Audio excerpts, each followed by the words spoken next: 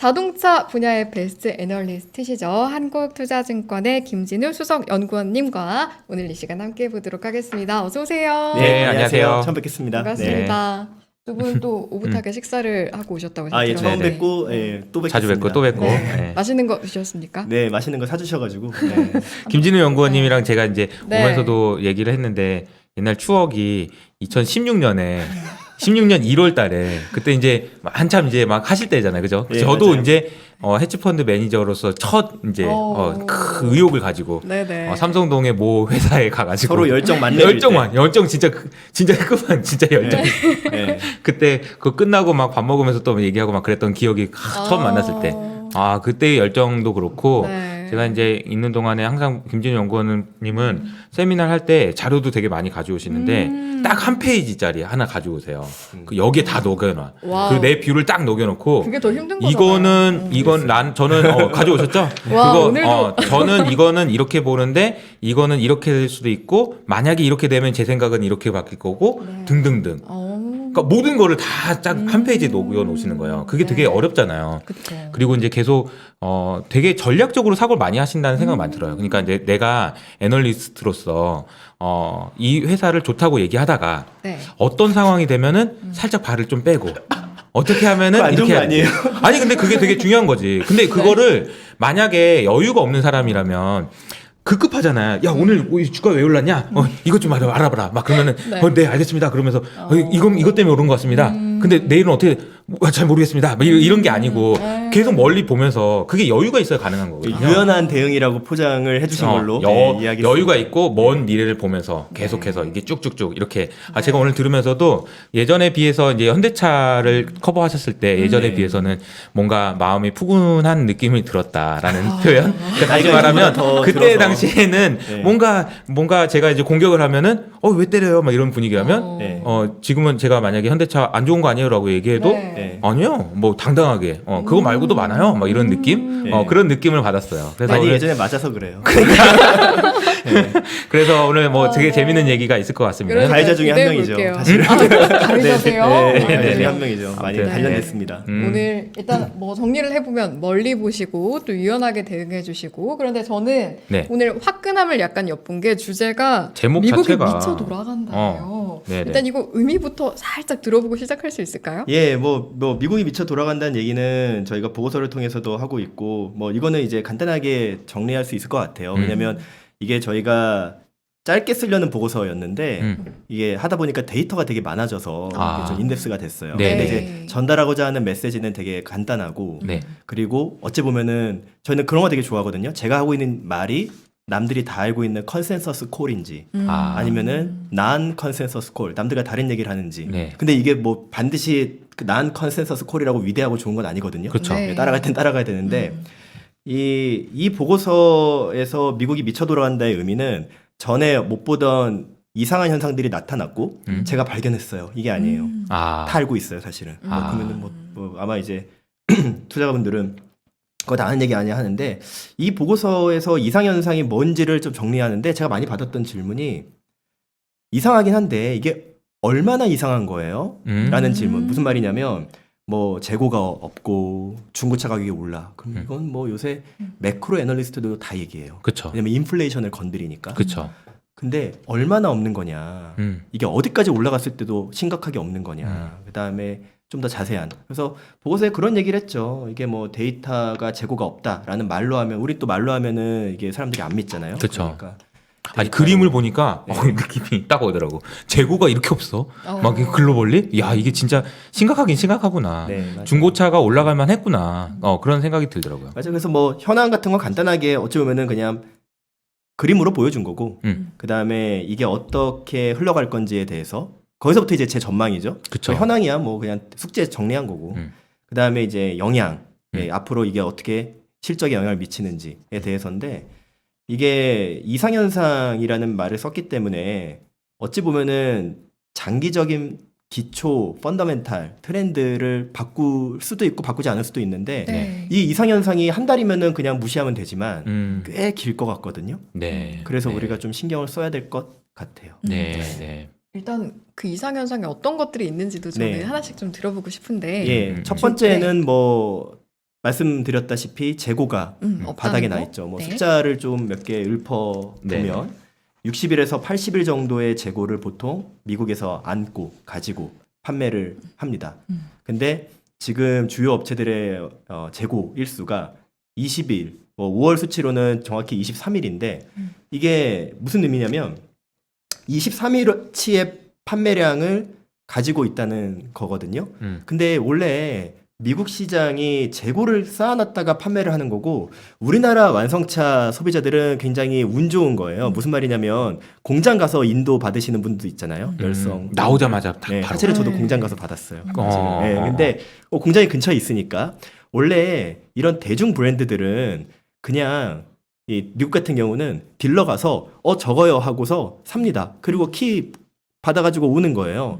주문 생산을 해가지고 내가 옵션을 넣고 내가 원하는 색깔이나 옵션 넣고 그것도 받아올 때까지 기다려서 따끈따끈한 갓 만든 자동차를 받아오는 건 뭐 폴쉐나 람보르기니나 이런 차에서만 보통 주문 생산을 하고 그러네. 그러거든요. 우리가 옷을 살 때도 그냥 저기 쌓여 있는 거 가서 사는 맞아요. 거지. 네. 내가 옷 이렇게 해서 깃은 이렇게 좀 더 해주시고요. 네. 이런 거는 없잖아. 맞아요. 네. 기성품인데. 네. 그래서 우리가 이제 자동차 생산 업체를 보유하고 있으니까 사실 누릴 수 있는 특혜 대중차를 사는데도 누릴 수 있는 그러네요. 특혜죠. 네. 근데 이제 왜냐면 이제 미국의 재고 일수를 하기 때문에 좀 생소하기 때문에 그럴 것 같아요. 그래서 제가 그 말씀을 드린 재고가 거고. 왜 중요한지에 대해서 그리고 재고를 왜 우리가 안 쌓아두는지. 받아들일 수 있으니까. 그러니까 그죠? 재고가 왜 있어? 그러니까. 자동차는 그냥 공장 가서 사는 거 아니야? 주문하고? 그치. 네, 뭐 이렇게 생각할 수 있는데 미국은 좀 다른 시장이다. 다른 시장이다. 그래서 보통은 60일에서 80일. 네. 그러니까 60일에서 80일이라는 게 다양성이 있어야 되기 때문에 그 정도를 쌓아두는 거예요. 그렇지. 60일에서 80일 어치를. 근데 지금은 유니클로 가면은 옷을 쌓아놓는 거잖아. 그렇죠. 그러니까. 예, 왜냐면 쌓아놨는데 몇 개 없으면. 근데 지금 가는데 샤넬 매장이나 아니면은 롤렉스 매장 가는 네, 것 네. 같은 느낌일 거예요. 갔더니 없어. 아무 없어. 어. 원하는 게 기다려야 된대요. 어. 아니 소나타 사러 왔는데 기다려야 된대. 소나타는 좀 오버가 있다. 어. 투싼 기다려야 된대요. 투싼. 미국에서 투싼이 뭐 기다렸다 사는 차종은 절대 아니거든요. 그러니까. 근데 기다려야 된대. 어. 그 사람들이 지금 이상현상 뭐지? 어. 라는 거죠. 이 자동차 업계는 굉장히 오랫동안 공급 과잉 상황이었어요. 그렇죠. 근데 이게 듣도 보도 못한 현상이 나타나고 있는 건데 이게 우리가 기존에 보고 있는 저희가 아까도 이따 말씀드릴 건데 원래 사이클이 좋아요. 그래서 이게 그거를 더 좋게 만들고 있어요.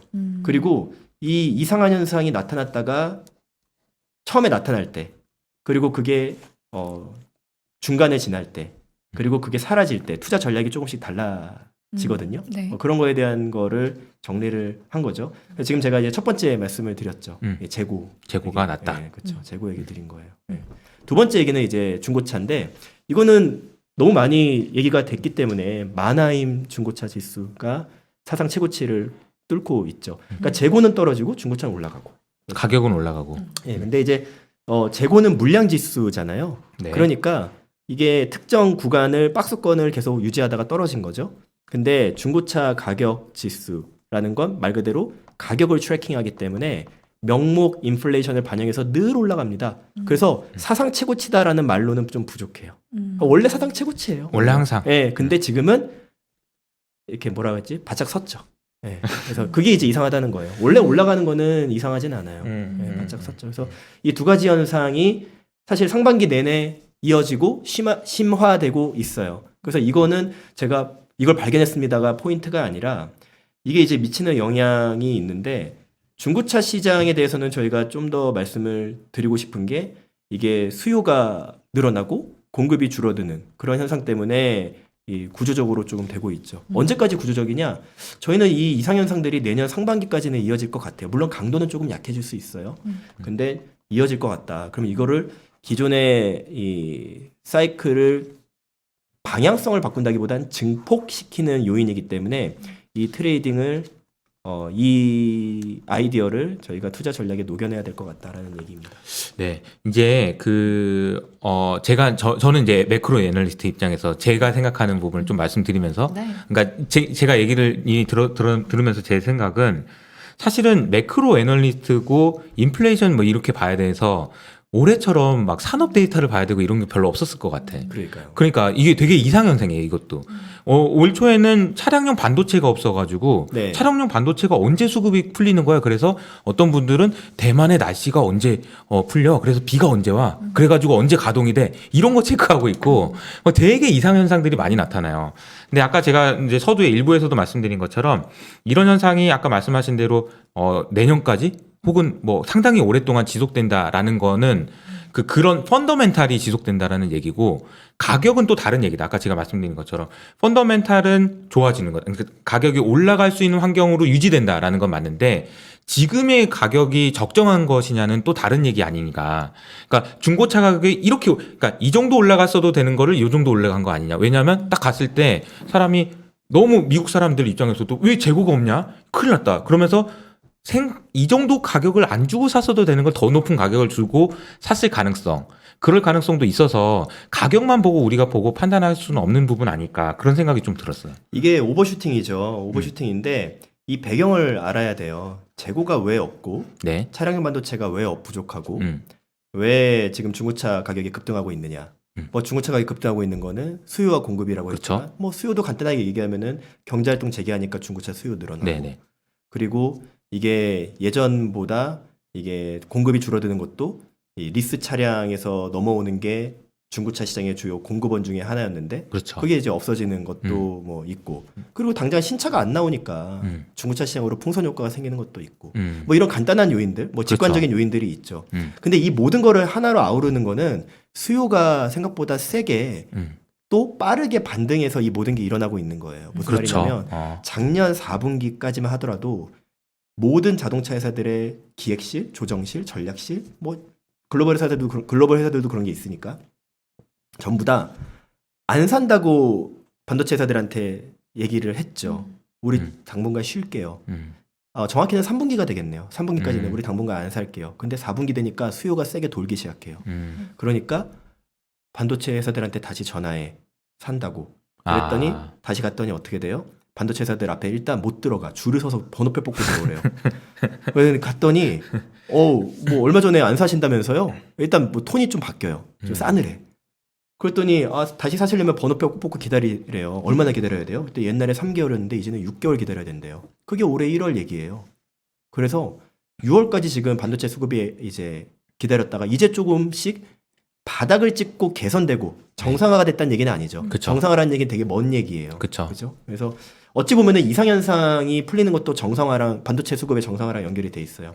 근데 제가 지금 무슨 말씀을 드리고 있냐면 이 이상현상의 배경과 그리고 반도체가 부족한 것도 전부 다 수요가 생각보다 빠르고 강하게 돌아섰다. 그럼 이거 언제까지 돌아설 거냐? 작년에 글로벌 자동차 판매량이 9,200, 재작년이에요. 재작년이 네. 코로나 이전이 9,200만 대. 작년이 7,500만 대. 그리고 올해가 아마 8,300만 대 정도 될 거예요.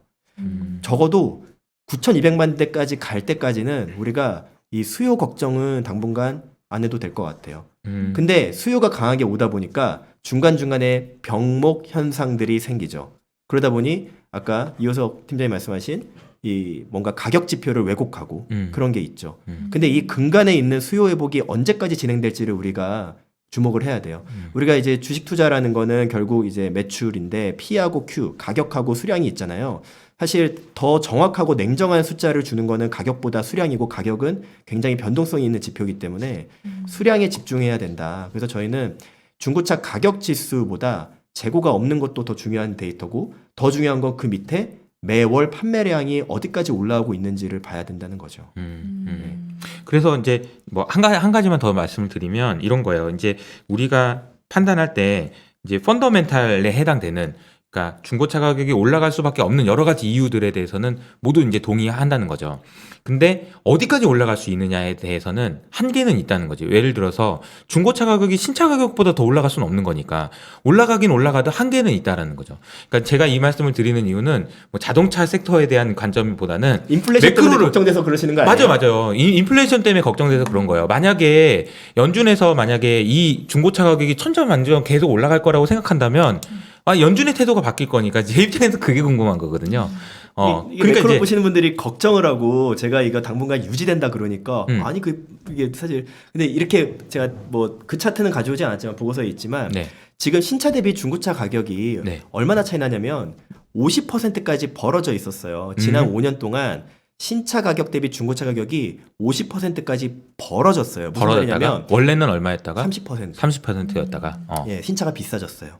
신차가 비싸졌어요. 비싸지면서 차이가 50%까지 벌어졌다. 그러다가 중고차 가격이 최근에 급등했죠. 네. 그래서 40%로 좁혀졌어요. 아. 그러니까 이게 무슨 말이 하고 싶냐면 아직 신차 가격은 당연히 역전되지는 않죠. 그렇죠. 일각에서 그렇죠. 뭐 그런 얘기가 있는데 그거는 신차가 단종된 차거나 뭔가 이제 특이한 현상이고 기본적으로 신차 대비 중고차 가격은 반대로 중고차 관점에서 말하면 예전에는 70%였는데 60, 50으로 점점 신차가 비싸졌죠. 왜? 중고차는 신차에 후행하잖아요. 그렇죠. 신차가 지금 바뀌고 있잖아요. 신차 가격 지수는 지난 5년 동안 올랐어요. 그러면서 중고차랑 갭, 스프레드, 이렇게 격차가 된 거죠, 벌어졌어요. 이렇게. 그러다가 이번에 최근에 올라간 거다. 중고차가 오르면서 그나마 격차가 좁아졌는데 그것도 40%예요. 음. 그래서 근데 이제 무슨 얘기하고 싶냐면 다시 50%로 될 거예요. 매크로 애널리스트들이 바라는 대로 인플레이션이 진정이 될 거예요. 근데 그게 시간이 좀 걸릴 것 같고 그리고 이 중고차 시장에서 이 오버슈팅이 나오고 있는데 이게 끝나더라도 전반적으로 풍선 효과 신차로 갔다가 중고차로 갔다가 하는 거기 때문에 중고차가 진정이 되면은 그 말인즉슨 신차에서 넘어오는 풍선 효과가 줄어들었다는 거고 즉 신차 판매가 늘어날 거로 가고 있어요. 왜 이렇게 생각하느냐? 우리 수요는 정해져 있잖아요. 그러니까. 이 수요가 신차로 가냐 중고차로 가냐 그 게임이거든요. 중고차 가격은 오버슈팅이에요. 진정될 거예요. 그러면 그게 진정되는 과정에서 신차로 산다는 얘기는 자동차 회사한테는 좋은 거네요. 그렇죠. 네. 중고차를 사는 것보다 신차를 사는 게 더 좋은, 신차를 사야 좋은 거니까. 뭐 두 개 다 좋을 수 있는데요. 신차 사는 게 좀 더 민감도가 높아요. 그렇죠. 왜냐면 저희가 영양 얘기를 아직 안 했지만 사실 재고가 줄어드는 거에 영향은 되게 간단해요. 완성차, 이 자동차 판매의 수익성이 높아지거든요. 특히 신차 판매. 그렇죠. 근데 이 중고차 지수가 오르는 거는 금융 쪽의 수익성이 되게 좋아지는 이슈예요. 우리가 차를 한 대 팔 때 내가 많이 팔고 싶으면 네. 프로모션을 걸죠. 그렇죠. 할인을 해주죠. 그러면은 이게 소비자가 왔을 때 저 사람한테 현금으로 할인해 줄 수도 있고요. 금융 조건을 완화해서 뭐 금리를 할인해 준다든지 아니면 무이자 할부. 만기를 막 지금 미국은 8년까지 올라갔거든요. 8년? 네, 무이자. 네, 프로모션이. 하긴 뭐 제로금리인데 뭐. 네, 그래서 이게 제가 보기에는 이렇게 과도하게 늘어난 인센티브가 줄어드는 과정에서 금융 쪽 인센티브가 줄어들면 금융 부분의 이익이 올라가는 거고 현금 인센티브가 줄어들면 자동차 부분의 이익이 올라가는 거거든요. 그래서 신차와 중고차 간에 결국은 이게 다 같은 뿔인데 그 밑에 근간에 깔려 있는 수요 회복이 굉장히 중요하다. 이게 뭐 이례적인 이익을 만들어내고 있다라는 거죠. 네. 결론적으로 이제 정리를 하면은 중고차에 대해서는 조금 당분간 지속될 것 같고 그게 어떤 식으로 해결되든지 간에 자동차 회사의 이익에는 긍정적인 방향으로 간다. 그래서 2분기에 저희가 금융 부분의 실적 서프라이즈를 볼 기대 가능성이 높다. 전망하고 있고 근데 뭐 그거는 현대차의 순이익단에 영향을 주는 거라고 아니요 보나요? 그 매출로도 들어옵니다. 매출로도 네, 왜냐면 들어오나요? 이제 연결로 돼 연결로 있기 되니까. 때문에 그 현대 캐피탈이 또 연결 자회사고 연결 부문이고 또 현대 캐피탈 아메리카라고 보통 약자로 HCA라고 말하는 것도 이제 연결로 들어오고 있죠. 네네. 근데 흔히 오해가 네. 그럼 기아는 금융사업부 없잖아요라고 하는데 그렇지 않아요. 기아도 금융 부분 프로모션을 네. 현대캐피탈이랑 진행을 하면은 네. 나중에 다 비용을 정산을 해줘야 됩니다. 아하. K5 안 팔려. 우리 프로모션 한번 가자. 아하. 현금 프로모션 할까? 아니야. 금융 프로모션 한번 하자. 무이자 할부 한번 갑시다. 네, 걸어요. 그러면은 현대캐피탈에 뭐 정확히 현대캐피탈 아메리카겠죠. 미국이니까. 전화해가지고 우리 저기 K5 무이자 한번 걸어주세요. 알겠습니다. 한 다음에 나중에 정산해요. 얼마 들었다고. 그럼 싸줘야 돼요. 결과적으로는 연결이 돼 있다는 연결이 거죠. 돼 있다는 얘기예요. 그래서 기아도 금융사업부가 없다 뿐이지 금융사업부로 금융으로 나가는 비용이 줄어든다는 얘기예요. 그것 때문에 이익은 영향을 받는다. 어쨌든. 그럼 그러니까 좋아진다는 얘기예요. 좋아진다는 그러니까 이게 막 금융사업부 좋아진다 그러면 현대만 좋겠네요. 그러니까. 그러지 않아요. 네, 그러지 않아요. 현대는 거의 찍히는 거고. 그리고 뭐 도요타 파이낸셜, GM 뭐 파이낸셜, 포드 크레딧 지난주에 글로벌 자동차 완성차 업체들이 지금 지난주에 GM이랑 포드가 우리 2분기 실적 뭐 제 의역이지만 대박이에요라고 이제 얘기했어요. 근데 이번 주에는 닛산하고 폭스바겐이 우리 2분기 실적 좋아요라고 얘기했어요. 몇 달 전만 하더라도 뭐 투자가들이 우려할 수도 있지만 다들 죽겠다고 했는데 그러니까. 특히 2분기가 막 보릿고개라고 했잖아요. 그러니까 5월 달까지 뭐 생산을 못 해가지고 큰일 났어요. 막 네. 이러더니. 네, 근데 지금 다들 우리 2분기 서프라이즈래요. 네. 그걸 또 뭐 이렇게 또 그럼 그러니까 현대와 기아도 조만간 그런 얘기를 해줄 수도 있겠네. 그렇죠. 그래서 그러면은 아니 뭐 2분기 서프라이즈는 일시적인 현상 아니냐 이런 얘기를 할 수 있겠죠. 근데 원래 자동차 회사들이 작년 4분기, 올해 1분기 또 2분기 계속 좋아지고 있었어요. 왜? 수요가 회복되니까. 근데 최근에 이상 현상들이 이거를 증폭시키는 거예요. 그래서 결국 우리가 뭐 이제 투자자들별로 좀 다르겠지만 벤치마크를 추종하는 투자자들은 네. 맨날 고민이 저한테 뭐라 물어보냐면 자동차 사야 돼, 부품 사야 돼 이렇게 물어봐요. 네. 그쵸, 그래서 그쵸. 이거는 뭐 하나 이제 내가 똘똘한 이제 주식 하나 사서 계속 들고 있는 사람들은 한계가 해당 사항이 없고 네네. 그리고 내가 이제 추종해야 될 벤치마크가 없는 사람들은 이게 해당이 없겠지만 저희는 뭐 모든 투자자들이 중요하니까 그렇죠. 지금 이 전략이 되게 중요하거든요. 네. 초기, 중기, 말기로 나누고 있어요. 이상현상의 초기, 중기, 말기. 이상현상이. 네. 언제 끝나냐? 언제 시작됐냐? 뭐 이제 올해 상반기 거의 끝나가지만 6월 달로 이제 인해서. 근데 여기는 완성차 딜러가 너무 직접적인 뭐 뻔한 수혜를 보고 있는 거죠. 그리고 이제 중기로 가면은 하반기에 야 그렇게 재고가 없어? 그러면 부품 회사들이 가동률 높여야겠네. 그래서 이제 부품 회사들을 막 사는 거죠. 근데 지금 이제 너무 비어났다가 부품 회사들을 급하게 몇 주간 채웠거든요. 근데 당분간은 또 쉬겠죠. 지금 가격이 부품 회사들 싸지 않아요. 요새 부품 회사들 주가 되게 좋아요. 이게 예. 요새 만도 한원 옛날에 만도 뭐, 한원이 아니야. 예, 뭐 위아도 그렇고요. 이제 뭐 우리의 모비스만 그러니까. 못 올라오고 있는데 어쨌든 지금 뭐 중상 부품주들 몇 개 뭐 저희가 언급하진 않겠지만 되게 좋아요. 그러니까 부품주들도 이제 올라왔는데 왜냐면 너무나 뻔히 하반기에 가동률이 올라올 게 보이니까 최악은 지났다. 근데 당장 2분기 그리고 또 3분기까지 이어지는 완성차 서프라이즈에도 우리가 대비를 해야 된다. 네. 금융 부분 네. 이거고 또 내년에 말기로 가면은 완성차가 한 번 더 버프를 받아요. 한 번 더 내년 좋아요. 말에. 내년이 그러니까 저희가 이제 초기 중기 말기잖아요. 그러니까 네. 초기 중기 장기가 아니라 초기 네네. 중기 말기잖아요. 네네. 그러니까 말기 이상 현상이 끝나가는 사그라드는 내년이 되면은 완성차 업체들이 가격을 올려받을 수 있어요.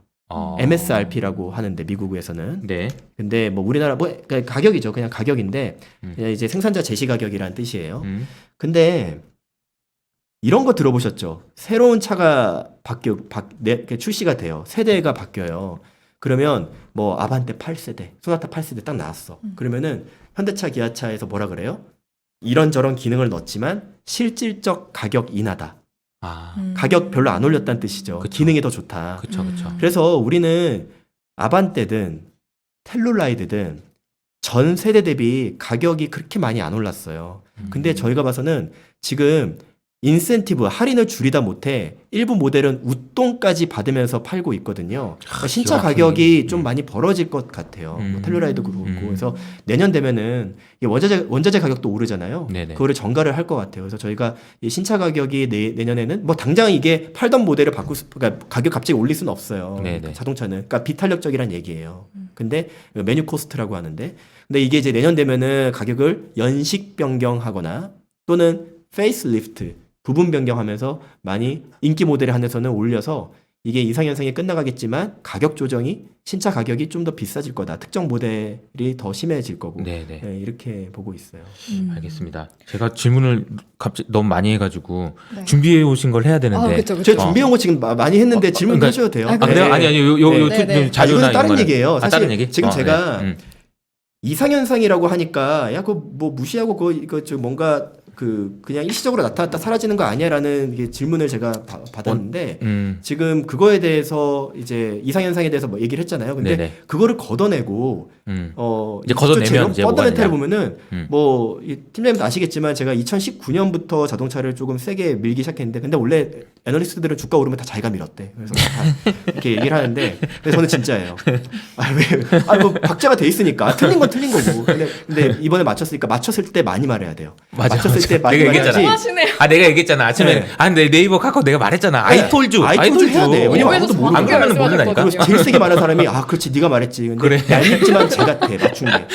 그래. 2019년부터 역시 두 분은 잘 통하시네요. 저희 네. 둘이 만나면 네. 이 대화 점유율 싸움이 중원 싸움이 치열해요. 안 봐도 딱 그러시네요. 아니 이게 네. 중원에서 뺏기면 안 돼요. 아니, 대화 중원에서? 점유율. 빈칸을 딱 이렇게 물고 들어가야 돼요. 네. 저분의 아, 입 네. 모양을 보고 있어. 아, 그러니까 오늘 지금 손님이시니까, 언제 치고 온 네. 걸까? 네. 많이 아, 얘기하시죠. 그래요? 많이 얘기하시죠. 네. 보통은 제가 보여주실 수 어쨌든 있죠? 아 그럼요. 점유율이 네. 보통 낮는데 아 오늘 좋네요. 아, 네. 네네네. 그래서 어쨌든 무슨 얘기하고 있었더라? 아니 이게 보통은 지금- 옛날에도 세미나를 하러 왔는데 막 내가 얘기 말을 더 많이 하고 막 그럴 때도 있었거든. 네. 되게 황당한 때가 근데 있었지. 이제 손님일 때는 말을 끊을 수가 없잖아요. 알겠습니다. 어떻게 네. 네. 그래서 어쨌든 네. 그러니까 이게 저희가 이상현상에 대해서는 확실히 짚고 넘어가야 된다. 네. 그리고 이제 2분기 완성차 좋다. 그래서 제가 숫자를 여기서 말씀드릴 수는 없지만 네. 뭐 여러 가지 이제 제가 생각하는 숫자도 있고 그거는 이제 보고서를 통해서 말씀드리겠지만 네. 네. 생각보다 좋다. 생각보다 이거를 이제 좋다. 강조하는 거예요. 그러니까 우리가 아까 처음에 저 소개시켜 주셨을 때 그랬지만 저는 이 자동차 산업이라는 복잡한 걸 분석할 때 기초 세미나 할 때도 하는 얘기고 이게 주가를 움직이는 요인들이 되게 많은 산업이거든요. 그렇죠. 이게 뭐 영어를 좀 쓰면은 드라이버, 음. 캐털리스트, 트리거, 팩터 이게 사실 이 네 단어는 다 같은 말이에요. 발음이 좋은데. 아니 그러니까 이게 무슨 말이냐면 제가 이게 죄송합니다. 아니 아니 이게 우리말로는 다 하나예요. 어. 주가를 움직이는 요인인데. 그렇지, 그렇지. 네. 그러니까 이게 무슨 말이냐면 이게 되게 많아서 저희가 글로벌 오지랖 산업이라 그래요. 아 오지랖. 너무 많아. 막 빵빵 터지고 어. 막 노조 막 뭐 어디서 관세 막 맞아, 그래서 맞아. 제가 기초 세미나 처음 이거 보시는 분들한테 세미나 할 때는 외생 변수, 내생 변수로 나누고 외생 변수 끝나면은 1시간 반이 지나가 있어요. 아직 시작도 안 했는데 내생 변수는 뭐 이런 산업이에요. 어. 그러면 우리가 여기서 길을 잃지 않으려면은 이게 논쟁이 부딪히는 지점이 어디인지를 알아야 돼요. 저는 제가 말하는 거의 반론이 뭔지 알아요. 어. 예, 그러니까 근데 그걸 모르면 안 돼요. 애널리스트가 그렇죠, 그렇죠. 말할 때 그걸 모르면 안 돼요. 그리고 어디서 지금 투자가들이 고민하고 있고 왜 안 사는지, 왜 사는지 이거를 알아야 되는 건데 모든 이슈를 다 동시에 균형적으로 주가에 녹이지 않아요. 아실 거예요. 맞아요. 이게 아까 말씀드린 그런 이제 여러 가지 요인들이 어떨 때 이거 가지고 막 논쟁을 했다가 어떨 때 이거거든요. 그러니까 지금은 2분기가 뭐 좋다 아니면은 재고가 뭐 없다 이런 거는 컨센서스고 부딪히는 포인트는 아니에요. 굳이 찾자면 얼마나 좋을 건데에서 부딪히고 있거든요. 저는 거기서 약간 저희가 뭔가 더 얘기를 할 수 있겠다라는 지점을 찾고 있고 그 다음에 최근에 부품주 랠리가 되게 좋았단 말이에요. 여기서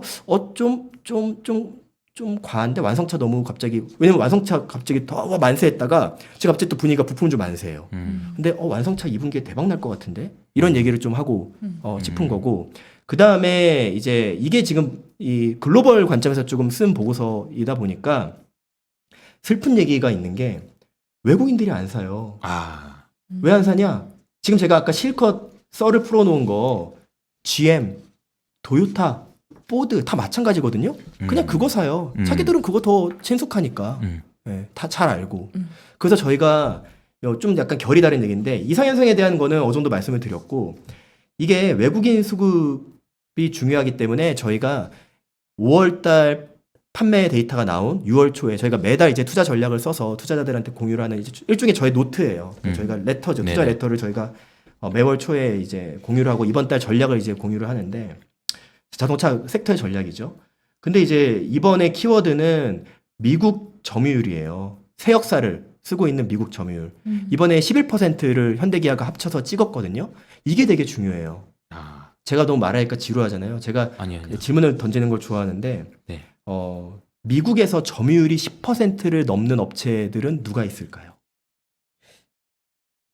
많지 않을 것 같은데. 네. 어. 이거 틀리셔도 돼요. 왜냐면 이게 사실 뭐 저도 그냥 숫자 보고 뭐 외워서 가지고 있는 거죠. 10%를 넘는 회사. 미국 점유율이 10%를 넘는 회사가 누가 있을까? 뭐 댓글로 말씀하셔도 되겠죠. 서로 맞추시겠죠 아마. 근데 네. 힌트 여러분도 함께 네. 해주세요. 네. 근데 김스타님께서 현대라고 하시네요. 현대 혼자는- 기아니까. 예, 근데 그 제가 아까 말씀드렸듯이 현대. 현대기아 그쪽 넘어서 조건이- 11%가 찍었어요. 근데 GM. 거기 말고 GM 맞아요. 예. GM. 포드, 포드 포드는 맞아요. 예. 그리고 도요타? 맞아요. 다 맞추셨네요. 하나는요. 그 피아트 크라이슬러인데요. FCA라고 어. 하고요. 어. 이게 최근에 이제 PSA를 합병해서 스텔란티스라는 회사가 어. 됐죠. 그래서 근데 이제 FCA랑 GM이랑 포드는 거기가 홈그라운드잖아요. 그렇죠. 10% 넘어요. GM이 한 14에서 15 왔다 갔다 하고 포드는 12%, 그다음에 FCA는 한 10% 정도 돼요. 그다음에 도요타가 또 한 15% 돼요. 굉장히 높죠. 그다음에 혼다가 9.7, 9.5인데 혼다도 10% 넘은 적이 있긴 해요. 지금 기준으로는 안 넘었지만, 그러니까 혼다도 뭐 10% 반열에 넣을 수 있죠. 닛산이 옛날에 넘었었는데 막 거기 르노 닛산 이렇게 좀 시끄럽고 나서 요새는 한 7% 돼요. 이 얘기 왜 하냐면 4개밖에 없어요. 현대기아를 따로 떼내서 생각하면은 뭐 안 넘었다 볼 수 있지만 저희가 이 얘기를 왜 하냐면 중고차가 이래? 금융 부분이 좋아? 글로벌 애널리스트가 글로벌 투자자들이 이거 생각하죠? 그러면 뭐부터 손 나가냐? 내가 잘 아니까. 기업 탐방 가실 때 어떤 사업, 어떤 기업의 매출 비중이 10% 이하인 사업부 관심 있으세요? 안 보지. 안 보잖아요. 물어보지도 않아. 우리가 모델링도 안 해요. 위원님 이거 추정 어떻게 하세요? 저 키인이요. 당당하게 얘기해요. 왜냐? 중요한 사업부가 아니니까 매출 비중이. 기타 사업부죠. 기타 사업부. 그렇죠. 글로벌 시장에서 현대기아는 기타다. 우리가 그러면 MS가 11%면은 과거에 얼마였었는지 계속 잠깐 8%. 8%. 10년 동안 8%. 10년 동안 8%. 차화정 때 피크가 8.9%. 달로 월 기준으로 10%를 찍은 적이 딱 한 번 있어요. 2011년 어떻게 아세요? 어, 5월. 5월 네, 5월. 네. 그때 차화정 했을 네, 때 맞아요. 일본에서 10.0을 주식 나고 찍었어요. 예, 그런데 그 해는 8.9로 마감했어요. 그 해는 2011년은. 아, 이게 11%는 되게 그런 의미에서 되게 의미가 있는 거다. 그렇죠. 근데 이제 이거는 제가 또 반론이 예상이 돼요. 왜냐면은 다른 업체들이 약간 쉬니까 찍은 거 아니냐. 맞아요. 근데 8에서 10일까지 올라온 3% 포인트에서 포드가 생산량을 좀 줄이고 이런 거는 분명히 있어요. 그럼 그거 배제하면 8%냐? 그건 아니죠. 그렇게 너무 극단적으로 분석을 하면 안 돼요. 그러니까 실질 캐파들을 많이 줄인 것 같더라고. 예, 그래서 여러 가지로. 이 8%에서 11% 올라온 데는 현대기아의 펀더멘탈이 좋아지는 거 플러스 다른 업체들이 쉰 게 있어요. 그 앞으로 관전 포인트는 10%를 지키느냐 여부예요. 11%에서 11.5, 12 그렇게 안 돼요. 그렇게 안 되고. 아니 근데 8에서 10일까지 올라오는 과정에서 네. 우리가 인센티브도 낮아진 거잖아. 그게 되게 신기한 거예요. 그러니까 이게 그러면 얼마나 차가 좋아졌길래 더 많이 팔면서 더 비싸게 판 거잖아요. 그러니까 그게 점유율 싸움은 거짓말을 하지 않죠. 인센티브를 뿌리면 뭐 주류 마케팅이든 제약 마케팅이든 그럼. 인센티브를 뿌리면은 당연히 점유율이 높아져요. 그렇죠. 우리 처음에 판매량이 나오면 애널리스트들이 판매량 데이터가 월 초에 나오면 우와 하다가 좀 기다려요. 뭐 우리 요새 중립기업 받고 간다고 하는데 일단 지켜보자. 인센티브 할인을 얼마나 했는지 지켜봐야 돼. 근데 그게 며칠 지나야 나와요. 괴롭게도. 그럼 내가 막 열광했다가 며칠 지났다 인센티브 데이터가 나왔는데 알고 보니 할인을 무지막지하게 한 거야. 그러면 뭐야? 그것도 그날 빠져. 그렇지. 전날 저 며칠 전에 올랐던 게. 근데 지금은 신기한 게 점유율이 올랐는데 인센티브가 빠져요. 근데 또 이런 얘기가 있어요. 반론이 남들도 빠진다. 근데 남들보다 더 빠졌어요. 그러니까 이게 차값 대비 인센티브가 올라가고 이게 차값 대비 인센티브가 내려가고 있죠. 차값이 올라가면 아까 제가 신차 가격이 오른다고 얘기했죠. 차값이 오르면 인센티브가 보통 따라서 올라가요. 왜냐? 네네. 차값의 퍼센테이지로 계산되니까. 그렇죠. 근데 차값이 오르는데 인센티브가 빠져. 그러면 차값 대비 인센티브 퍼센테이지는 더 빠져요. 이게 수익성의 바로미터거든요. 그렇죠. 왜냐면 인센티브는 매출의 애누리 항목이에요. 회계적으로. 그래서 무슨 얘기를 하고 싶냐면 현대기아가 미국 점유율이 10%를 넘었기 때문에 그동안 기타 사업부로 취급받던 글로벌 자동차 시장에서 기타 사업부로 취급받다가 이제는 올라올 수 있다라는 얘기를 하고 싶은 거예요. 왜냐? 중고차든 뭐든 간에 오케이 뭐 이런 얘기 하면은 외국인들이 안 산단 말이에요. 근데 이게 계속 유지가 돼야 우리가 CEO 인베스터 데이를 했는데 외국인들이 얼마나 봤을 것 같으세요? 그거 2시간?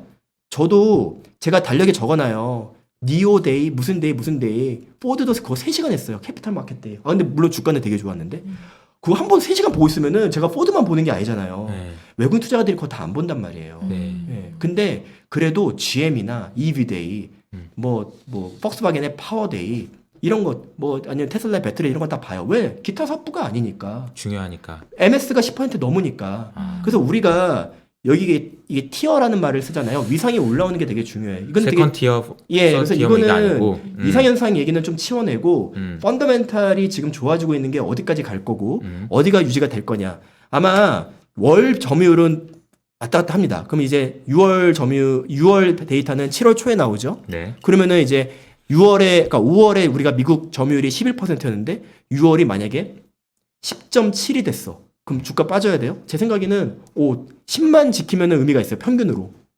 그래서 그 내용을 좀 봐야 되고 그런 거를 이제 해석하는 게 애널리스트의 역할인 것 같아요. 노이즈가 있고 아까 제가 멀리 내다본다라고 사실 과찬을 해주셨는데 노이즈는 해석을 하고 그래서 이제 보통 판매 데이터 나오면은 이거 어떻게 봐야 되고 어떻게 봐야 돼요라고 전화를 받아요. 그러면은 이거는 이거고요, 이것도 이렇고 막 저희가 막 랩을 해요.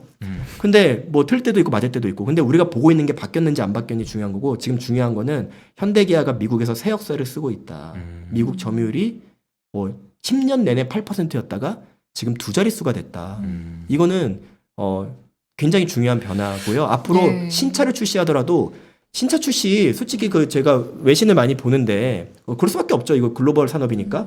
제 생각에는 많이 이 방송을 네. 영어로 번역해서 미국으로 보내줘야 됩니다. 아니 근데 미국인 투자자들한테. 해주시면 왜냐 지금 여기 그 제작자분들이 네. 이거 영어 자막 달아가지고요. 빨리 보내요 지금 이 미국의 해외 투자자들 보라고. 근데 이거 뭐 하는 겁니까 지금 이거? 이제 제가 속한 이제 한국투자증권은 뭐 해외 이게 법인이 다 있어서 맞아요. 맨날 얘기해요. 안 들어요. 근데 뭐 왜냐면 그 사람들 급하지는 않으니까. 근데 그것보다 MS가 10%가 넘는 채로 유지가 되면은 신차 출시를 하더라도 더 많이 커버가 되고요. 더 많이 화제가 되고 그때는 알게 되는 안 볼 거예요. 수가 없게 되는 상황으로 그죠. 되겠죠. 그러니까 왜냐면 지금 현대차를 산다는 얘기는 제가 아까 이상현상 있잖아요. 막 금융 부분이 좋아지고 막 인센티브가 빠진대. 근데 현대기아를 외국인이 산다는 얘기는 GM, 도요타 바로 앞에 있고 내가 맨날 만났던 회사야. 비켜봐, 나와봐. 현대 주세요. 이거예요. 바로 앞에 지금 GM이랑 포드랑 내가 지난달에도 만나고 지금 계속 GM 포드 커버한 애널리스트는 나 오늘 점심도 먹었는데. 그렇지. 근데 비켜봐. 현대기아 주세요, 저. 되게 특이한 애널리스트예요. 되게 특이한 바이사이드고. 저도 해외 투자가들을 많이 만나죠. 지금은 못 만나지만, 지금은 컨콜로만 만나지만, 제가 대형사에 있으면서 좋은 건 이거예요. 개인 투자자, 기관 투자자, 외국인 투자자들을 다 직접 만나죠. 그래서 떠듬 영어로 엄청 까이고. 그 사람들은 또 보는 게 완전 다르거든요. 글로벌. 그래서 이게 그 사람들이, 이 외국인 투자자들이 안 사는 이유를 저는 이제 간접적으로는 알고 있죠. GM 사면 돼요. 그치. 포드 사면 돼요. 아니 근데 사다가 목에 찰 거 아니야. 되게 중요한 올라가면 방금 되게 중요한 얘기를 하셨어요. GM이 더 이상 못 올라갈 때가 되면 지금 되게 중요한 얘기 하셨어요. 왜냐면 도요타 지금 신고가거든요. 네. 올해 상반기만 하더라도 현대기아가 특히 막 현대 애플카 이슈로 오르니까 아 이거 위원님 너무 과하지 않아요? 글로벌 평균이 지금 몇 배인데. 그렇지. 근데 지금 GM, 포드, 도요타가 미친 듯이 오르니까 이제 다시 우리가 싸졌어. 연초에는 싸단 얘기 안 했거든요. 그치. 성장주였잖아요. 근데 지금은 다시 또 싸졌어. 글로벌 평균이 올랐으니까. 그래서 글로벌 자동차 순환매가 있을 수 있어요. 이게 자동차라는 거는 글로벌 투자 관점에서 당연히 바라봐야 되는 거고 그게 그렇죠. 이제 큰 손인데 우리가 이제 바이사이드 큰데 해외 롱 펀드들을 만나면 거기서는 이게 산업 애널리스트가 따로 산업 바이사이드가 따로 있어요. 그 사람들은 자동차 내에서 비중 조절을 한단 말이에요. 그 사람들은 GM으로 채우고 폭스바겐으로 채우고 도요타로 채우고 그다음에 기타에서 니오 살까? 엣지를 낼 수 있는 네. 게 뭐가 있나 정도. 현대기아 살까? 마치 우리가 현대기아로 채우고 그 밑에 뭐 사지? 종목을 말할 그런 뻔했어요. 것처럼. 근데 괜히 말하면 시그널을 줄까봐. 근데 이런 거를 채우잖아요. 네. 그러니까 그런 느낌인 거죠. 근데 이게 티어가 오르는 거는 되게 중요한 문제라서 지금 가격 부담이 글로벌 순환매를 유발할 수 있다고 보고 있어요. 그러면은 그렇게 보시는 이런 관점 하에 저희가 투자 전략은 좀 어떻게 짜야 할지 지금 눈앞에서 아까부터 한눈에 본 자동차 투자 포인트가 쫙 일목요연하게 정리가 되어 있는데 너무 이 얘기 아직도 안 궁금한 했어요. 거예요. 네. 네. 그러니까 제가 준비해온 이제 그림이 있는데 네. 제가 맨 처음에 작가님이랑 얘기할 때 그림 띄우실 거 있으면 주세요. 근데 저는 제가 이런 방송을 운동하거나 뭐 다른 거 하면서 귀에 듣기를 좋아하거든요. 연예인 네. 방송 되게 좋아하고. 아. 그래서 제가 뭘 띄우는 것보다 말로 네, 이렇게 말로 하는 설명하는 거들 게 더 좋다. 저도 이제 말로 떼운다고 뭐라 할 수 있지만 그걸 되게 근데 오늘 좋아하거든요. 내용 어떤 것 같아 승희님? 그 진짜 뭐라고 해야 되니? 수준 높지 않아요? 수준이 높으면서도 제가 어. 듣기에 어. 이제 그래도 머리에 많이 딱딱 와서 딱딱 꽂혀 박히죠. 네, 네, 좋아요. 그리고 저는 네. 이제 김진우 연구원님이 얘기하신 거 아까 제가 농담처럼 해외로 좀 보내자라고 얘기를 했지만 사실 저도 이제 옛날에 이제 투자하면서 제가 느꼈던 건 뭐냐면 외국인 투자자들이 우리나라 시장을 어떻게 보냐면 에이 쟤네들 저러다가 말어 이런 식으로 본단 말이에요 다. 그러니까 이게 무슨 내가 얘기냐면 그것까지 공부해야 돼 이렇게 봐요. 실적이 좋아져? 에이 저러다 말겠지 이렇게 본단 말 안 봐요 안 봐. 그러니까 이게 제가 지난번에도 한번 말씀드렸지만 우리가 무슨 환율이 어떻게 되면 우리나라 시장으로 외국인 들어와 이런 것들은 패시브 투자자들인 거야. 그러니까 시장 전체를 사는 애들인 거고 액티브 투자자 그러니까 딱 이거 보니까 현대차는 사야 되겠다. 그러고 들어오는 애들이 지금 없어. 외국인 투자자들이. 정확한 얘기 하셨어요. 다 떠나가 버렸어. 그러니까 옛날에는 저도 막 수급을 보고 이렇게 했을 때 외국인들이 의미 있게 사고 빠지면 계속 사고 뭐 이런 애들이 있었는데 지금은 옛날에 우리 뭐 C4 뭐 이런 애들 다 현대차 막 밑에다가 이렇게 뭐 9만 원에 팔고 나가고 이런 게 되게 많았잖아. 그리고 이제 없어 외국인들이. 아까 지금 말씀하셨던 그런 투자자들이 마음에 상처를 받았거나 혹은 안 봐 그러면서 안 보는 사람들도 있을 거고. 근데 말씀하신 대로 이제는 안 볼 수가 없어. 이제는 더 이상 그런 상황이 되면 결국은 그 사람들이 내가 잘못했네 그러면서 올려서라도 사는 상황이 오지 자꾸 않을까. 치이는 거죠. 지금이라도 살까? 뭐 이런 게 있는 건데 말씀하신 대로 한국을 바스켓으로 그러니까 내가 한국 비중을 높이는 과정에서 패시브 자금이 들어오는 건 우리가 코스피 내에서 자동차가 이게 대형 우량주잖아요. 그렇죠. 그러니까 블루칩이라고 하잖아요. 그러니까 바스켓으로 사는 거예요. 그렇죠. 이렇게 착 당겼는데 그 안에 현대차도 담기는 거죠. 그러니까 그거는 영혼이 없는 수급이에요. 그렇죠. 내가 어쨌든 현대차가 좋아서 사는 게 그거는 아니야. 매크로 투자자, 매크로 그렇죠. 그 애널리스트 얘기 들으시면 돼요. 근데 액티브 투자자들이 글로벌 자동차 내에서 비중 조절하는 건 꽤 의미 있어요. 맞아요. 예, 왜냐면 그거는 이제 또 그 사이클 내내 그 들고 가니까. 근데 그 투자자들이 지금은 없죠. 게다가 이게 외국인 투자자들이 누구만 액티브만 남았냐면 홍콩이나 싱가포르에 다 저희 지인들이고 저희 고객들이고 다 하는데 거기서 홍콩에서 코리아 펀드를 운영하는 사람들이 있어요. 그 사람들은 어쩔 수 없이 코리아 내에서 이제 승부를 봐야 돼요. 롱숏하고. 그러니까 현대차 기아차를 뭐 좋든 싫든 봐야 돼요. 근데 글로벌 이머징 마켓 잼 펀드라고 하는데 이런 투자자들은 현대기아 안 보죠. 왜냐? 더 핫한 게 있으니까. 니오, 테슬라 아니면은 다른 턴어라운드 주식들 보니까. 그리고 현대차는 외국인들이 보기에 복합 기업이에요. 그거 현대차 살려면은 뭐 UAM, 로봇, 수소 다 공부하고 심지어 지배구조까지 공부해야 돼요. 내가 그거 할 시간이 어디 있어요? 외국 지배구조 투자자들이. 공부하기 힘들지. 그러니까 누굴 좋아해요? 왜 외국인 많이 받는 단골 질문. 왜 외국인들은 기아만 사요? 간단하니까. 퓨어 플레이어니까. 퓨어 플레이어. 간단하니까. 왜냐면 똑같이 비교하는 거 좋아해요. 왜 LG 에너지 솔루션을 분할하는 걸 외국인들이 좋아해요?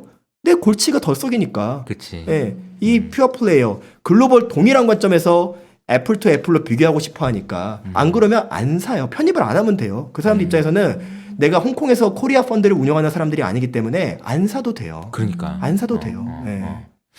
그러니까 이제 참 이게 되게 뭐 슬픈 얘기이기도 하지만 또 나중에는 기쁜 얘기가 될 이야기인 것 같다는 생각이 듭니다. 그래서 제가 외국인들을 꼬실 수 있는 얘기를 지금부터 하려고 합니다. 이제부터 진짜 네, 이제부터 이제 진짜가 나오는 네, 뭔가 거네요. 2부 느낌이죠. 네, 들어볼게요. 2부 느낌이죠. 네. 짜잔. 이제 지금 현재 계시는 분은 2,700분이 계시고요. 아, 그래요? 정말 지금 되게 재밌다는 의견이 되게 많은 것 같은데. 아, 그래요? 그죠? 네. 맞습니다. 아, 예. 지배 구조까지 크크크 뭐 이렇게 하시면서 네. 네, 기대됩니다. 그래서 이게 이젠 찐이네. 영어로 해주세요. 진짜요? 영어는 안 됩니다. 자막 기능 쓰세요. 자막 기능으로. 네. 네. 저 외국인 투자자 만난 지 너무 오래돼서 원래도 영어를 못하지만 지금 진짜 영어 못하는 것 같아요. 근데 이 한눈에 보는 자동차 투자 포인트라는 제가 슬라이드를 가져왔는데 네. 이걸 한번 네. 띄워주시면은 네. 제가 이제 작가님한테 띄우시겠어요? 처음에 싫다고, 그러니까 안 한다 그랬어요. 근데 저 한 장만 띄워주세요라고 이거 가져왔어요. 네네네. 네. 근데 사실은 몇 장 더 요거를? 가져왔어요. 쫄려서. 네네네. 설득을 해야 되니까. 근데 이거가 뭐냐면 제가 작년에 보고서에 썼던 건데 앞으로 몇 년 더 써먹을 수 있을 것 같아서 가져왔어요. 네. 작년에 제가 우리 또 이제 자랑을 해야 되니까 네. 제가 나고자에서 생존자로라는 제목으로 작년 8월에 이제 뭐 현대기아 막 TP 쫙쫙 올리고 막 목표까지 쫙쫙 올리는 보고서를 썼을 때 넣었던 차트예요. 주가가 오르는 거는 두 가지죠. 이익이 좋아지거나 아니면 이익에 곱하는 주가 배수, 멀티플이 상승하거나 그거잖아요. 근데 지금 왼쪽에는 이익이 증가하는 요인들, 오른쪽에는 멀티플이 상승하는 요인들을 넣어놨어요.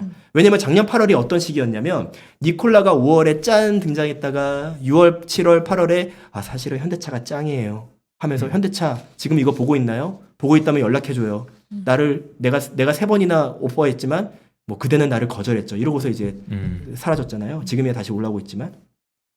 근데 그러면서 7월, 8월에 현대차가 정말 미친 듯이 올랐어요. 근데 지금보다 낮은 주가입니다. 근데 그 당시에는 현대차가 8만 원, 9만 원, 10, 11, 12, 13, 14, 15를 한 번에 갔어요. 한 번에 가요. 그거를 한 번에. 한 달도 안 걸려서 갔어요. 와. 대형주가 따블이 났어요. 지금은 사람들이 너무 이 따블에 길들여져 있는 것 같아요. 뭐 식상해졌어. 네, 그 대형주 10% 먹는 거 대단한 거예요. 아니, 그럼요. 자부심을 가지셔도 돼요. 그럼요. 개인 투자자들도 그럼요. 자동차 재미 없잖아요. 저도 알아요. 이거 자동차 두 배 먹으려고 하시면 안 돼요. 이거는 뭐 다른 거 이제 제약 바이오 하시면 되고 이거는 이제 그래서 이제 기관들은 어쩔 수 없이 하는 거고 비중 맞춰야 되니까 10% 15% 먹는 건 되게 어렵거든요. 근데 작년 7월 8월에 두 배가 갔어요. 한 달 사이에. 이거 비중이 없던 투자자들은 난리 나는 거예요. 그렇죠. 네. 근데 이제 그때 이제 보고서 썼던 게 왜 오르냐? 왼쪽에 이익이 증가하고 오른쪽에 멀티플이 동시에 상승하니까 안 오르고 못 빼기지. 이거거든요. 근데 그 주가가 오른 게 우연이 아니라는 거를 이 그림에 밑에 써놓은 거예요. 왜냐? 뭔가 우연적으로 오는 게 아니라 그동안 해온 것들이 꽤 구조적으로 작용하고 있고 이게 앞으로도 몇 년 동안 이어질 것 같다라는 얘기를 이렇게 그림을 통해서 해놓은 겁니다. 글씨가 보이시나요? 잘 안 보입니다. 그죠? 네. 그래서 읽어주셔야 될 것 같아요. 그렇죠? 이익 증가. 우리 이익은 PQC라고 하는데 이제 PQC는 P는 가격이고 Q는 수량이고 퀀티티죠. 그다음에 이제 매출이죠. C는 그래서. 이제 비용이죠. 네. 네, 그래서 이제 PQC로 나눠서 보면 이게 원가 하락이 C에 해당해요. 코스트에 해당해요. 그죠? 네. 믹스 개선이라는 거는 비싼 차를 많이 판다는 얘기예요. 네. 그게 이제 P에 해당해요. 가격. 그죠? 그다음에 이제 중국이 물량을 많이 담당했었죠. 지금은 이제 다른 얘기가 됐지만 그래서 이거는 Q에 해당해요. PQC 순서로 안 쓰고 C, P, Q 순서로 했죠. 일부러 이렇게 해놨어요. 왜냐? 앞에 게 지금 되게 중요한 요인이에요. 어. 네. 그리고 앞에 게 제가 확신, 이제 컨빅션이라 그러죠. 확신이 있는 요인이기 때문에 그래요. 원가 하락이 지금 되게 중요해요. 작년에 어떤 일이 있었냐면 현대차가 엔진 리콜 때문에 대규모 충당금을 반영하니까 실적이 박살이 났죠. 근데 그거를 조정해 주니까 그 숫자 맞아? 할 정도로 이익이 또 좋아진 거예요. 조정 실적은. 그래서 사람들이 뭐야 하는데 그랜저, 제네시스, 팰리세이드 이런 거 잘 팔렸어? 왜냐면 그런 게 잘 팔리면은 이 가운데 있는 믹스 개선되니까. 근데 YY 즉 전년 동월 대비 뭐 비슷해. 왜 오른 거야?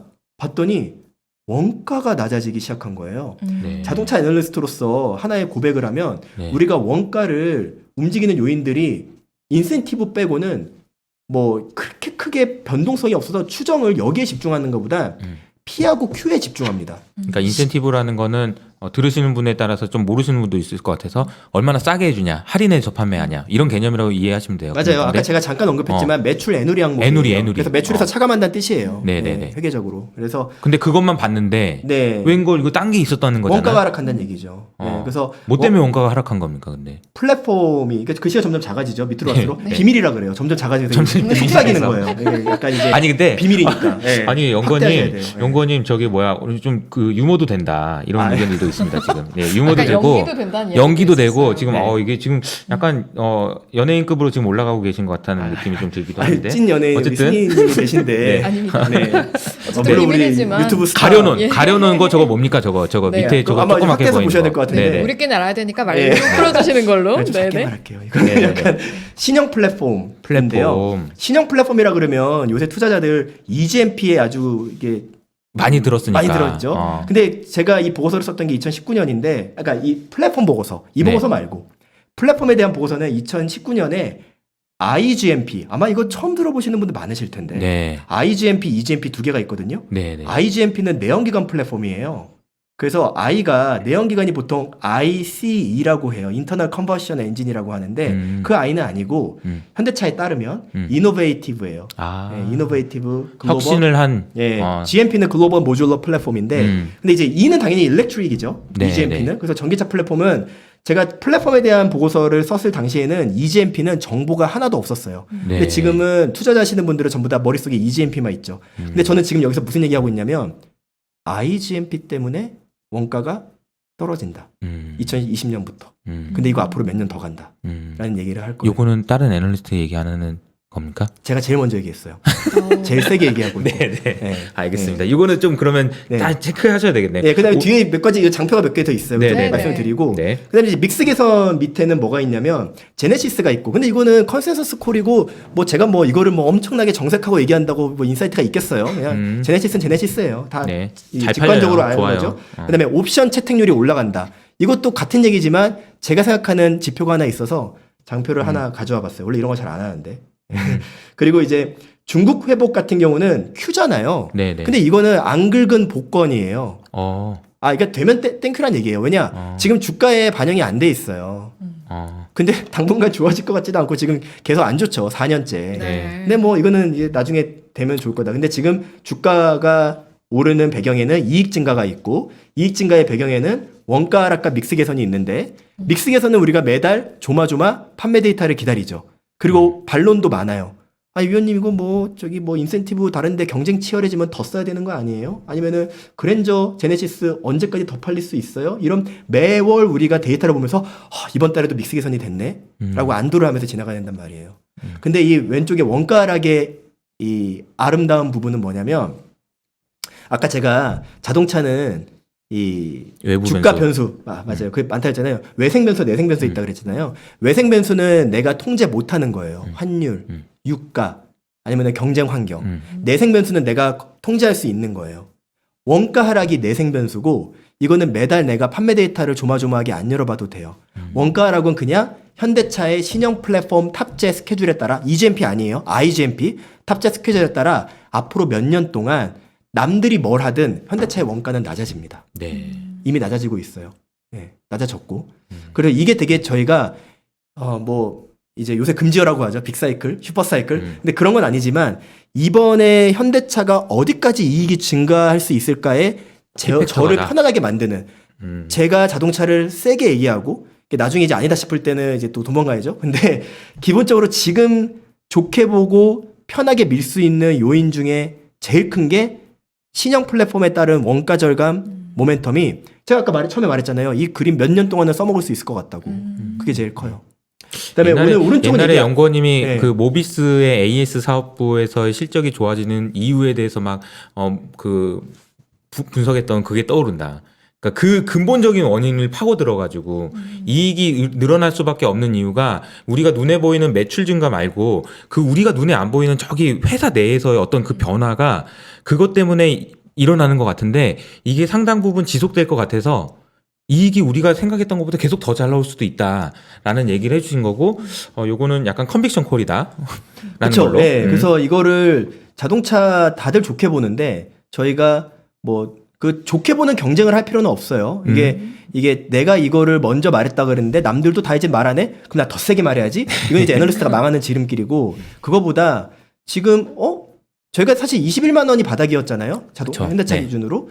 그때가 꽤 머물러 있었어요. 그때가 사람들이 만나면 분위기 제일 안 좋아. 근데 그때가 제가 제일 목소리를 제일 크게 할 수 있는 때죠. 왜냐면 제일 편하게 밀 수 있는 거고. 지금도 마찬가지예요. 뭐 오늘 또 약간 이 주가가 또 멈추죠. 어제 오르더니. 그러니까 지금 세게 말하는 거죠. 이게 30만 원 넘어버리면은 먹을 수 있는 게 수익률이 줄어드니까. 근데 저희는 지금 이거가 아직 시장에 반영이 덜 된 거다 보고 있고 오늘 오른쪽에 멀티플 상승은 간단하게 소개만 드릴 거예요. 왜냐면 이거 하나하나만 1시간짜리거든요. 그쵸. 왜냐면 이제 전기차, 수소차, 커넥티드카, 자율주행 이런 것들이 전부 다 합쳐져서 우리가 미래차라는 거로 나타나고 있고 여기서 현대차가 뭔가 잘 못하는 거에서 이제는 뭔가 잘하는 그래서 이 장표가 담긴 보고서의 제목이 나고자에서 생존자로예요. 저는 그 보고서 내고 나서 잠깐 생각했어요. 현대차 그룹에서 전화 오는 거 아니야? 우리가 왜 나고자입니까? 나고자였는데요. 생존자로 간 겁니다. 이 대답까지 생각해두고 근데 그 얘기를 안 하더라고요. 다행히. 근데 나고자였다는 평가는 뭐냐면 오른쪽에 준비가 안 돼 있다는 거잖아요. 그렇죠. 예, 이게 예전에 뭐 전기면 전기, 수소는 좀 잘하는 것 같은데 수소 너무 이른 얘기인 것 같았었고 자율주행 옛날에 모셔널 없었을 때 뭐 모르고 그 다음에 뭐 커넥티드카도 마찬가지고 뭔가 좀 답이 없는 것 같았고 모빌리티도 세상은 빠르게 돌아가는데 현대기아가 준비가 안 된 것 같아 보였었죠. 근데 지금은 미래 기술에 대해서 누구보다 빠르게 나름의 이미지 변신을 완전히 성공한 것 같아요. 그렇죠. 나고자에서 생존자를 넘어 생존자에서 이 선두그룹으로 이제 들어온 거니까 이게 이 장표가 저희는 왼쪽에서 돈 벌어서 오른쪽 투자한다는 거잖아요. 이게 균형이 깨지면 안 돼요. 근데 이게 깨져서 21만 원 현대차가 간 거거든요. 그렇죠. 왜냐? 왼쪽에 반도체가 없으니까 왼쪽에 스토리가 뭔가 막혔던 거예요. 근데 아까 제가 앞에서 신나게 얘기했지만 생각보다 이게 의도치 않은 담합 효과를 이끌어내면서 돈을 여전히 버네. 오케이, 왼쪽 해결. 오른쪽은 왜요? 금리 오르니까 빠졌어요. 음. 다 부러졌을 때 똑같이 빠졌어요. 수소 멀티플이 빠진 거다. 멀티플이 빠진데. 근데 그거는 앞으로 현대차가 이 사업을 현실화하면서 천천히 올라갈 거예요. 애플 때문에 내가 평생 못 받아볼 멀티플을 받아봤다라고 생각하지 않아요. 한번 미리 맛을 본 거고 그렇게 가고 있다라고 보고 있습니다. 알겠습니다. 네. 그리고 더 보여주실 거 더 보여주시나요? 몇 장 더 가져오셨다고 예, 질문이 그러셨잖아요. 있어요. 제가 너무 말을 길게 한 것 같아서 이게 신형 플랫폼 탑재 비중 아까 제가 신형 플랫폼 강조를 했잖아요. 네. 신형 플랫폼이라는 거는 굉장한 마케팅 효과를 수반하는 거기 때문에 신차가 나올 때 한 보통 5, 6년마다 나오죠. 그때 이거를 탑재하는데 2019년부터 탑재가 됐거든요. 소나타부터 탑재가 됐어요. 네. 근데 소나타가 전체 판매량에서 차지하는 비중이 있고 그게 또 이제 연초부터 뭐 판매되는 게 아니기 때문에 실제 탑재되는 비중은 저희가 이게 추정을 해봤어요. 2019년에 소나타, 2020년 상반기에 아반떼, 2020년 하반기에는 투싼 이렇게 신차가 나오면서 신형 플랫폼을 달고 나오거든요. 그러면 원가 절감 효과가 생겨요. 왜 생기냐? 플랫폼의 개수가 줄어들면서 동일한 부품을 더 많이 사용합니다. 네. 네. 그러면 우리가 좋아하는 단어인 규모의 경제 효과를 더 쉽게 보는 거죠. 네. 제가 퀴즈 낼게요. 제가 혼자 말하니까 물을 마시려고. K 왜요? 네. 잘해. 네. 그냥 방송을. 드셔도 되는데 뭐. 방송을 네. 잘하네. 네. 네. K3와 형제 차종은 무엇일까요? 아반떼? K3와 너무 심- 현대차죠. 네.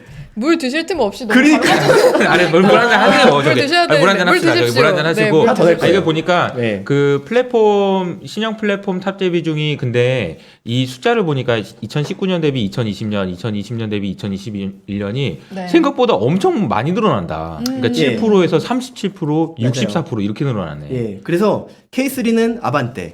그 다음에 K3와 아반떼의 형제 차종인 SUV는 무엇일까요? 투싼인가? 그렇죠. 어. 그러면은 이제 투싼의 형제 차종은 뭐였지? 스포티지. 아, 스포티지. 네, 이런 식으로 가는 거예요. 그다음에 이제 K5의 형제 차종은 소나타. 소나타. 걔들 그 차종을 형제 베이스로 한 차종이? SUV는 그 현대차는 산타페. 그렇죠. 기아차는 소렌토. 뭐 이런 식으로 가는 어. 거죠. 아마 이제 차 좋아하시는 분들은 이게 무슨 말인지 다 알 건데 예전에는 형제 차종끼리만 부품을 공유했어요. 어.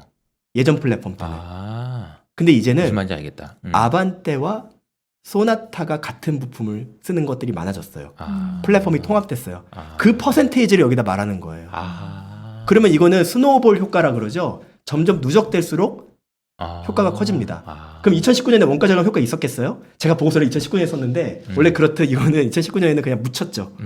2020년부터 아까 제가 말했잖아요. 왜 이렇게 이게 잘 나와? 신형 플랫폼 효과가 아반떼랑 투싼이 현대차의 판매량 중에 1등, 2등이에요. 아반떼가 15%고요. 투싼이 13%예요. 그러니까 이게 앞으로 이게 누적되면서 원가 절감 효과를 이끌어내는 거죠. 부품 공용화 또는 규모의 경제로 얘기할 수 있는 거죠. 근데 이렇게 제가 추정을 하고 나서 이제 현대차, 기아차 분들 만나서 물어봤어요. 작년에 제가 이제 이런 지표를 떠들고 다니면 네. 현대기아 내부에서도 이제 집계를 하거나 이거를 커뮤니케이션을 어떻게 해야 될지 고민을 하시겠죠. 물어봤어요. 실제로 얼마였어요? 그랬더니 20% 초반이었대요. 언제? 2020년에. 2020년에? 그러면은 일단 첫 번째 작년에? 네, 틀렸잖아요. 네. 근데 기분 좋게 틀린 거예요. 무슨 말이냐면 제 생각보다 낮은 거는 그 이유는 있어요. 저는 모든 차종이 1월 1일 날 출시됐다는 가정이에요. 아하. 어쩔 수 없어요. 이거는 제가 출시 시점을 모르니까. 그렇지. 근데 실제로는 투싼은 7월에 나왔거든요. 그러니까 퍼센트가 낮은 거는 어느 정도 알고 있었어요. 근데 제가 기분 좋았던 이유는 뭐냐면 근데도 원가 절감 효과는 제 생각보다 더 컸어요. 아. 신형 플랫폼 탑재율이 제 생각보다 낮았는데도 아. 원가 절감 효과는 제 생각보다 컸어요. 그럼 제가 두 가지 생각이 들어요. 첫 번째는 야 이거 몇 년 이거 더 어차피 써먹을 수 올라갈 있겠다. 텐데. 네, 몇 년 더 이 기울기가 점점 더 완만하게 몇 년 이 모멘텀 더 길게 유지되겠다. 두 번째 무슨 생각이 드냐면 더 파워풀하네, 더 이게 강력하네, 라는 생각이 드는 거죠.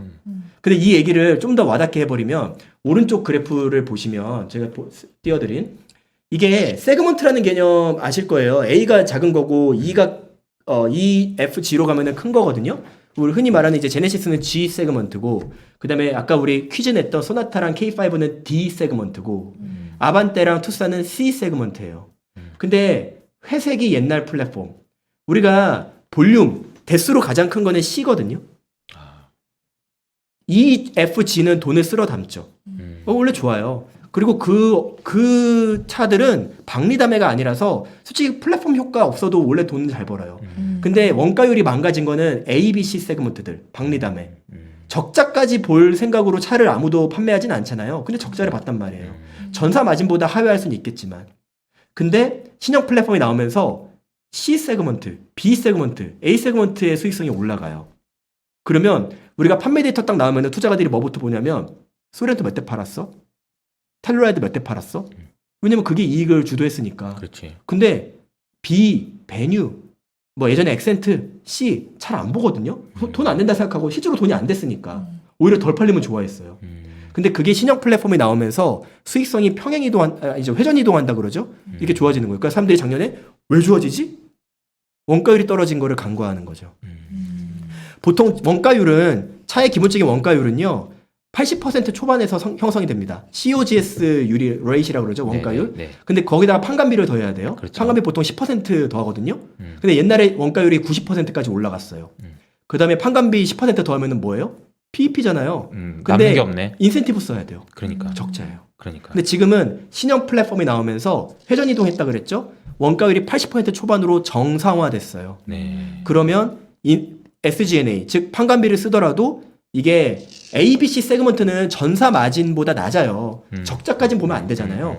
그래도 어느 정도 수익성을 챙길 수 있게 된 거예요. 이게 신형 플랫폼 스토리인데 이거 GM이랑 포드랑 아무 상관없어요. 현대기아가 그리고 누가 뭐라 해도 그냥 쭉쭉 올라갑니다. 네. 탑재율이. 네. 그러면서 동시에 원가율은 낮아진다라는 얘기가 어쩌면 제가 뭐 이상현상 말고 근본적으로 현대기아가 좋아지는 요인으로서 가장 강하게 밀고 있는 스토리예요. 예. 네. 자, 이렇게 이야기 몰랑몰랑이 들어봤는데, 님께서 네, 네. 현대차 사야겠네요. 네. 현대차 사야 되겠네요. 그러니까 네, 사는 건 좋은데 어. 남들보다 못 갔다고 뭐라 하지 마세요. 그러니까. 왜냐면 요새 너무 급등하는 게 많아가지고. 그러니까 네. 이제 네. 주가에 대해서는 이제 저희 방송은 뭐 이제 처음 나오셔서 모르실 수도 있지만 저희 방송은 뭐 마치세요 막 이렇게 얘기하는 분들이 많진 않아요. 그리고 되게 공부하시고 이렇게 하시는 분들이 그쵸. 많고 되게 주의 깊게 많이 들어주신 것 같아요. 그리고 되게 재밌었다는 표현도 되게 많았었고 네. 좋았던 것 같습니다. 너무. 저희 이제 정신없이 듣다 보니까 시간이 좀 벌써 됐죠, 그래서. 1시간이 넘었는데 또 3부도 저희가 이어가야 되기 때문에 마지막으로 이 질문만 드리고 마무리를 네네네. 좀 할게요. 깡미스터님께서 현대차의 가장 큰 리스크는 어떤 거라고 아니 생각하시는지 근데 이거 마지막 리스크 궁금합니다. 이 리스크 하면 또 1시간 하는 거 아니에요 이거? 그런데 어쨌든 물론 모든 이야기는 그까지 1시간, 있지만, 2시간, 3시간도 어. 할 수 있지만 정수 같은 이야기만 이렇게 딱 간단하게. 정리를 해주실 네. 거라 믿으면서 어려운 질문이 될 수 있겠지만 아니야, 뭐 리스크 네. 당연히 있죠. 그, 네. 그 질문이 없으면은 그 주식이 아니고 네. 주가가 그렇죠. 없는 요거에 건데. 대한 답변 예. 근데 부탁드릴게요. 뭐 사실 뭐 우리가 뭐 이게 현대차 같이 이게 많은 것들은 전기차만 얘기해도 1시간이고 여기 장표 몇 개 더 있어요. 사실 그거 맞아. 하나도 네. 1시간이에요. 그러니까 예. 근데 다 안 쓸 거라 생각했는데 하나 더 쓸 수 있겠네요. 지금 질문을 받으니까. 네, 네. 하나 띄워주시겠어요? 노사협상. 예. 이거로 답변을 대신할까요? 안젤라님이 노조 아닐까요? 이거네. 예. 근데 네. 이것도 제가 좀 자랑하고 싶은 데이터인데 이거 반응이 되게 좋았어요. 제가 맞아요. 저도 봤었어요. 노조의 인구 피라미드를 분석해가지고 네네. 왜 이 노조의 협상력이 구조적으로 약해지는지, 그 다음에 노조의 문화가 바뀌고 있는지 이런 것들을 얘기한 건데 이렇게 뭐 장표 보시면 이게 나와 있지만 우리가 지금 정년퇴직자가 늘어나지만 신규 채용이 줄면서 노조의 인구 피라미드가 달라지다 보니까 두 가지 효과가 생기는데 첫 번째는 인건비가 줄어들고요. 네. 두 번째는 노조의 문화가 바뀌면서 요새 MZ세대들 아스팔트에서 이거 메고 이거 안 합니다. 데모 안 하고요.